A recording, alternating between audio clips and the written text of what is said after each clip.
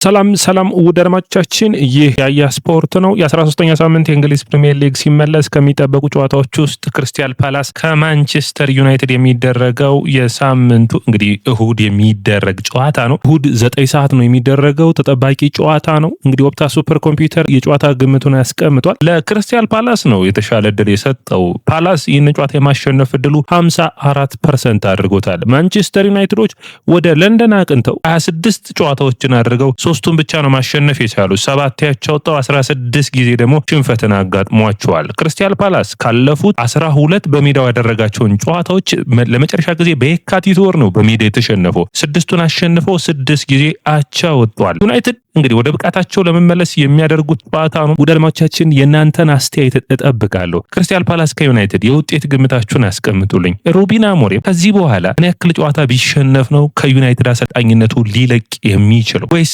ሩበን አሞሪም የዘንድሮ ውድድር ዓመት ሙሉ በሙሉ ካደረገ በኋላ የሚያሳካው ውጤት ነው መመዘን ያለበት? ምን ትላላችሁ? አድማጮቻችን የዚህ አሰልጣኝ ችግር ከጊዜ ወደ ጊዜ እንግዲህ በተለይ የሰኞ ጨዋታ በዩናይትድ ደጋፊዎች ዘንድ ከ16 ቀናት ጥበቃ በኋላ በዩናይትድ በ10 ደቂቃ እንግዲህ በቀይ ካርድ የወጣበትን ተጫዋች ተከትሎ ኤቨርተኖች ሙሉ 80 ደቂቃ ጎል አለማስቆጠራቸው ከባድ የሆነ ተቃውሞን በዩናይትድ ደጋፊዎች ድጋሚ አገርሽቶበታል። በሩበን አሞሪም ላይ 5 ጨዋታዎችን ያለ ሽንፈት ከተጓዘ በኋላ አሁንም ድጋሚ በኦልድ ትራፎርድ ተሸንፏል። 4 ጨዋታዎችን በኦልድ ትራፎርድ በተከታታይ ካሸነፈ በኋላ አሁንም ከባድ የሆነ ተቃውሞ ተነስቶበታል። ታዲያ የእናንተን አስተያየት የምጠብቅ ነው የሚሆነው። ዩናይትድ እውነት በሩበን አሞሪም ስር ውጤታማ ይሆናል ብላችሁ ታስባላችሁ? ኮሜንት መስጫ ቦክስ ላይ አስቀምጡልኝ። እንግዲህ የ13ኛ ሳምንት የእንግሊዝ ፕሪሚየር ሊግ አሁንም መረዳት ምንችለው ዩናይትድ አሁንም አልረፈደም። በኔ እይታ በተለይ ያሉት የጨዋታ ብቃትና የዘንድሮ የእንግሊዝ ፕሪሚየር ሊግ በጣም አጣብቂኝ ውስጥ ያለ ነው የሚመስለው።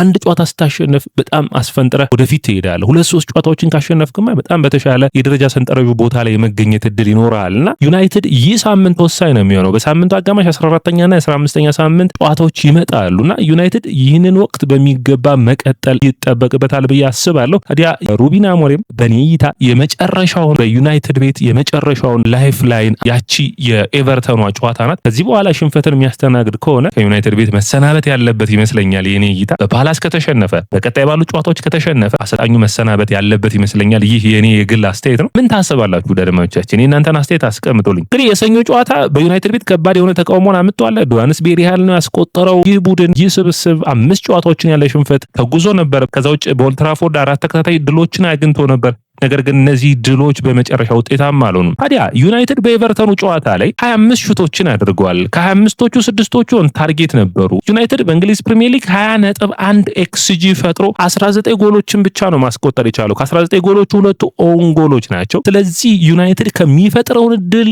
ጎል ማስቆጠር የማይችል ቡድን ሆኗል። ጎል የማታስቆጠር ከሆነ ደግሞ በፕሪሚየር ሊጉ ነጥቦችን ማስመዝገብ አትችልም። እዚህ ላይ ነው ታዲያ ዩናይትድ ትልቁ ችግር ማለት ይቻላል። በተለይ ደግሞ የኩኛና የሴስኮ መጎዳት የዩናይትድን ያጥቂ ክፍል በጣም እንዲሳሳ አድርጎታል። የአምናውን ዩናይትድ ምናይ እስከሚመስለን ድረስ በድጋሚ ችግሩ ግልጽ ወጥቷል ማለት ይቻላል። ዩናይትድ በእንግሊዝ ፕሪሚየር ሊግ ታዲያ እንግዲህ በሊቨርፑል እና ማንቸስተር ዩናይትድ ናቸው ብዙ ሙከራዎችን ያደረጉት። እንግዲህ ዩናይትድ 183 ሊቨርፑል 184 ሙከራዎችን አድርገዋል። ዩናይትድ ከ183 ሙከራዎች 62 ኦን ታርጌት ናቸው። ኦን ታርጌት በቸልሲ ብቻ ነው የሚበለጠው። ቸልሲ 67 ኦን ታርጌቶችን አድርገዋል።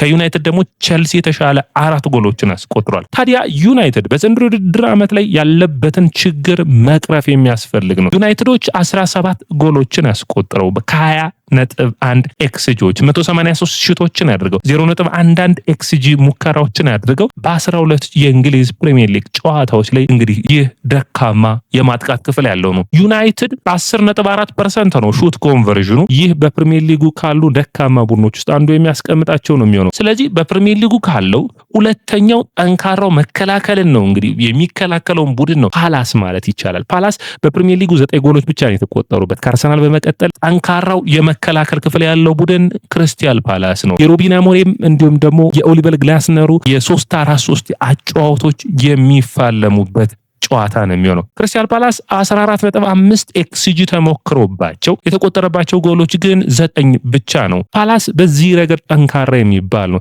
128 ሹቶችን አስተናግደው 6 ክሊን ሹቶችን አስመዝግበዋል። አርሰናል 7 ነው። ምን ያክል የፓላስ መከላከል ጠንካራ እንደሆነ ይህ ሁኔታ የሚያሳየን ነው። ፓላስ በሜዳቸው ያለፉትን 12 የእንግሊዝ ፕሪሚየር ሊግ ጨዋታዎች ሽንፈትን አላስተናገዱም። 6 ጊዜ ድል ሲቀናጁ 6 ጊዜ ደግሞ አቻ ወጥተዋል። ታዲያ በአጠቃላይ እንደ ቡድን እንደ ሁኔታዎች ሁሉ ፓላስ ለመጨረሻ ጊዜ 17 በሜዳው ጨዋታዎችን ሲያሸንፍ የተጓዘው በ1990 ነበር። ምን ያክል ፓላስ በኦሊቨር ግላስነር ቡድን ውስጥ ጠንካራ ሂደትና ጠንካራ መንፈስ እንዳለ ይታያል። ይህ የዩናይትዱ የሩበን አሞሪም ቡድን ደግሞ ሁኔታዎችን ለመቀየር በከባድ ሁኔታ መፋለም ይጠበቅበታል። ካደረጋቸው 11 የፕሪሚየር ሊግ የሜዳው ጨዋታዎች ማሸነፍ የቻሉት አንድ ብቻ ነው። ይህ ለዩናይትድ ደጋፊ ህመም ሆኖበታል።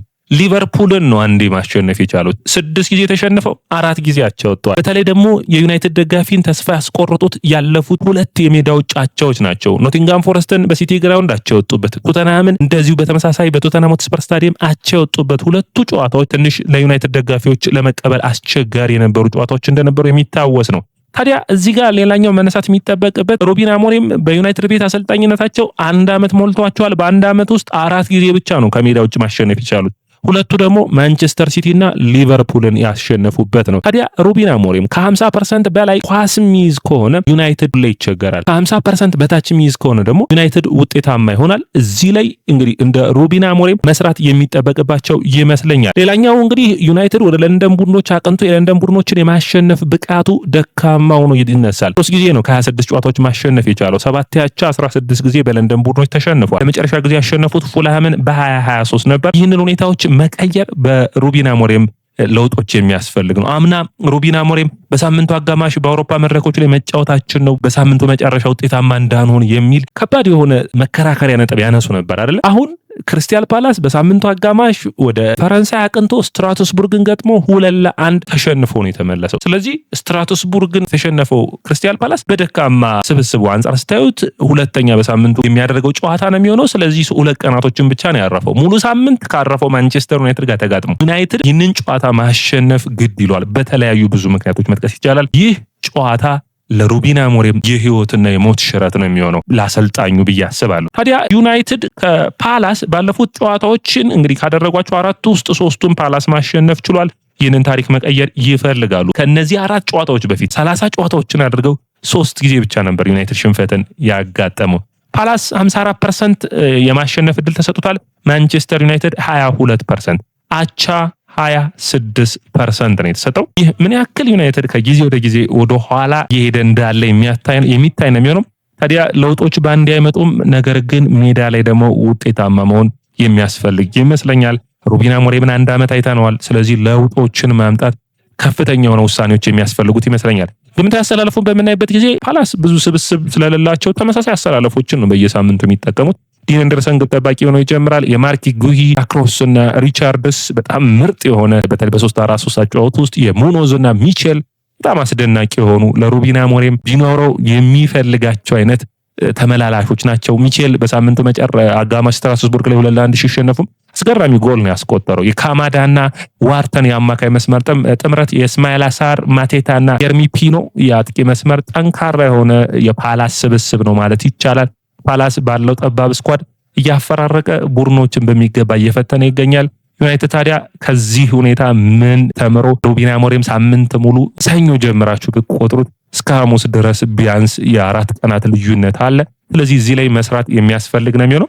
በዩናይትድ በኩል ሴን ላሜንስ ግብ ጠባቂ ሆኖ ይጀምራል። ዴላይት፣ ሌኒ ዩሮና ሉክ ሾው በተለይ ሉክ ሾው እረፍት ቢወስድ ማዝራዊ ያንን ቦታ ቢዝ የሚል እይታ አለኝ። ናስር ማዝራዊ፣ ካዝሜሮና እንዲሁም ብሩኖ ፈርናንዴዝ፣ ፓትሪክ ዶርጉ ተመላላሽ ሆኖ የሚጀምር ይሆናል። አማድ ዲያሎ፣ ብሪያን ምቤሞና ሜሰን ማውንት ቋሚ ሆኖ የሚጀምር ይሆናል።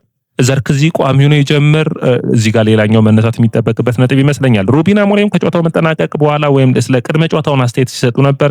ያነሷቸው ነጥቦችን ለአንሳ ለመጨረሻ የምናቀርባቸው ሐሳቦች ማለት ነው። ወደ አድማቻችን ቡድኑ አሁንም ማሸነፍን ይፈልጋል። ዩናይትድ ሁሌም ለጨዋታዎችን ለማሸነፍ ዝግጁ ቡድን ያለን። በዚህ ጨዋታ ላይ ሴስኮ እንደማይደርስ ማቲያስ ኩኛም የመድረስ እድሉ ጠባብ እንደሆነ ተናግረዋል። በሊጉ በፍጥነት ይለዋወጣልና ውጤቶችን የምናመጣ ከሆነ የተሻለ ቡድንን እንገነባለን የሚል አስተያየታቸውን ሰጥተዋል። እንደ ቡድን ዩናይትድ ያሉበትን ችግሮች መቅረፍ የሚያስፈልገው እንደሆነና በፍጥነት ወደ ውጤት እንደሚመለሱ አስተያየታቸውን ሰጥተዋል። ሩበን አሞሪም ያው እንግዲህ በጥሩ ንግግር በጥሩ ሁኔታዎችና በጥሩ አባባል የዩናይትድ ደጋፊን አደንዝዘውታል። ይህ አሰልጣኝ መቼ ነው ውጤት የሚያመጣው የሚለው እንግዲህ ትልቅ ሂደት ይመስለኛል። በጣም ጥሩ ተናጋሪ ነው። ነገር ግን ውጤት ደግሞ ሜዳ ላይ ካልመጣ የአሰልጣኝ ስራው ውጤት ሜዳ ላይ ማምጣት ነው። ወደ አድማጮቻችን በአጠቃላይ እናንተ ስለ ጨዋታው ምን ታስባላችሁ? የጨዋታ ግምታችሁን አስቀምጡልኝ። ይህ ያያ ስፖርትን ላይክ፣ ሼር፣ ኮሜንት፣ ሰብስክራይብ ማድረጋችሁን አትርሱ።